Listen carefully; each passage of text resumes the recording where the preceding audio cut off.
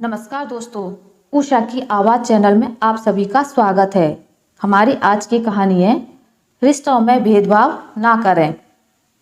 Phone की घंटी बजी।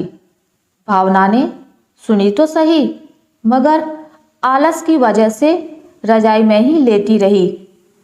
हारकर उसके पति रमेश को ही उठना पड़ा। दूसरे कमरे में पड़े फ़ोन की घंटी बजती ही जा रही थी।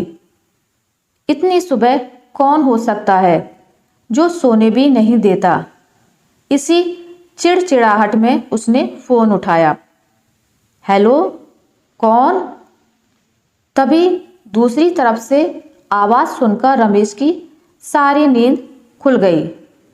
नमस्ते पापा, रमेश ने कहा। सुनो रमेश बेटा, बहुत दिनों से हम दोनों तुमसे मिले नहीं, तो हम दोनों 11 बजे की गाड़ी से आ रहे हैं। दोपहर का खाना साथ में खाकर हम 4 बजे की गाड़ी से वापस लौट जाएंगे। ठीक है पापा, मैं स्टेशन पर आपको लेने आ जाऊंगा, रमेश ने जवाब दिया। फोन रखकर वापस कमरे में आकर उसने भावना को बताया कि मम्मी पापा 11 बजे की गाड़ी से आ रहे हैं और दोपहर का खाना हमारे साथ ही खाएंगे। रजाई में घुसी भावना का पारा एकदम 7वें आसमान पर चढ़ गया। कल संडे पार्टी से वो इतना लेट आई और अब उसे चैन से सोने भी नहीं देते। सबके लिए खाना बनाओ, पूरी नौकरानी बना दिया है। भावना गुस्से से उठी और बाथरूम में घुस गई। रमेश हक्का पक्का होकर उसे देखता ही रह गया। जब वो बाहर आई तो रमेश ने पूछा, क्या बनाओगी? गुस्से से भरी भावना ने तुनक कर जवाब दिया, अपने आप को तल के खिला दूंगी। रमेश चुप रहा और तैयार होने लग गया। स्टेशन जो जाना था। थोड़ी देर बाद गुस्सैल भावना को बोलकर कि वो मम्मी पापा को लेने स्टेशन जा रहा है, घर से निकल गया। भावना गुस्से में बड़बड़ाते हुए खाना बना रही थी। दाल सब्जी में नमक मसाले ठीक हैं या नहीं, उसकी परवाह किए बिना बस करछी चलाए जा रही थी।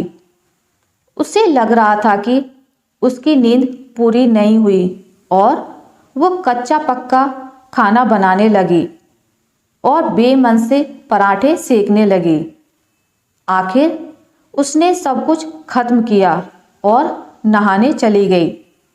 नहा के निकली और तैयार होकर सोफे पर बैठकर न्यूज़पेपर के पन्ने पलटने लगी।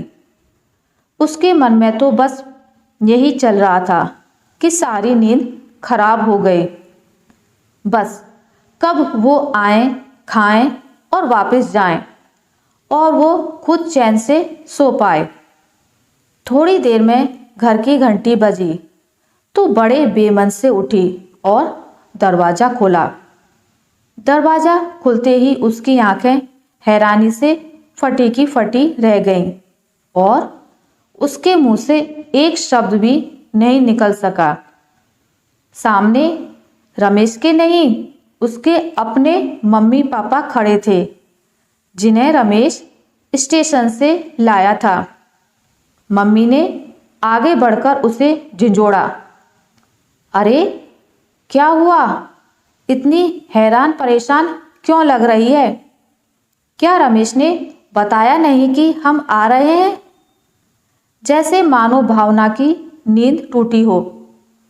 नहीं मम्मी, इन्होंने तो बताया था, पर चलो आप अंदर तो आओ।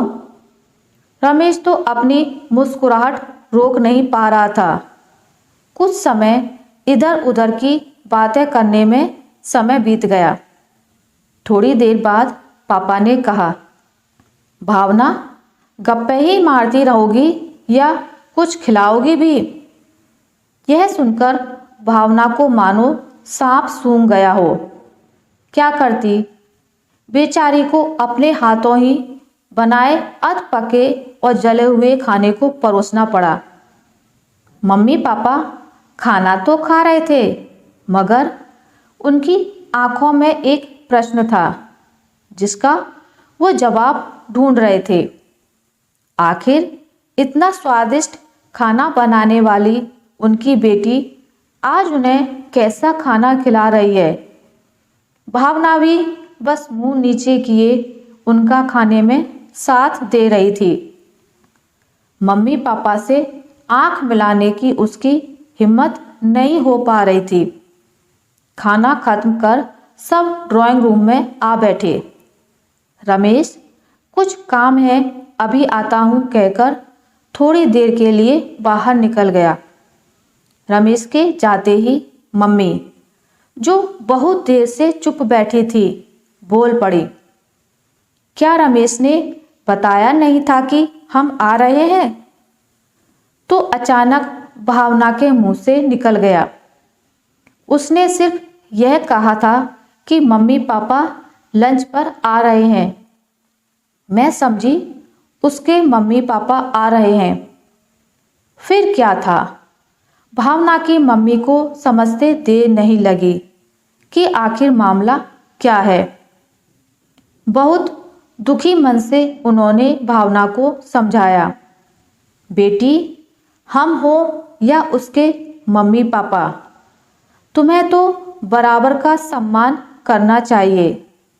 जैसे रमेश हमारी इज्जत करता है, उसी तरह तुम्हें भी उसके माता पिता और संबंधियों की इज्जत करनी चाहिए। रिश्ता कोई भी हो, हमारा या उसका, कभी फर्क नहीं करना। भावना की आंखों में आंसू आ गए और अपने आप को शर्मिंदा महसूस करने लगी। आशा करती हूँ आपको मेरी आज की कहानी अच्छी लगी होगी। अगर आपको मेरी कहानी अच्छी लगी है तो इसे लाइक करें, ज़्यादा से ज़्यादा शेयर करें, और अगर आप मेरे चैनल पर नए हैं तो इसे सब्सक्राइब करना ना भूलें। मिलते हैं एक नई कहानी के साथ, तब तक के लिए नमस्कार।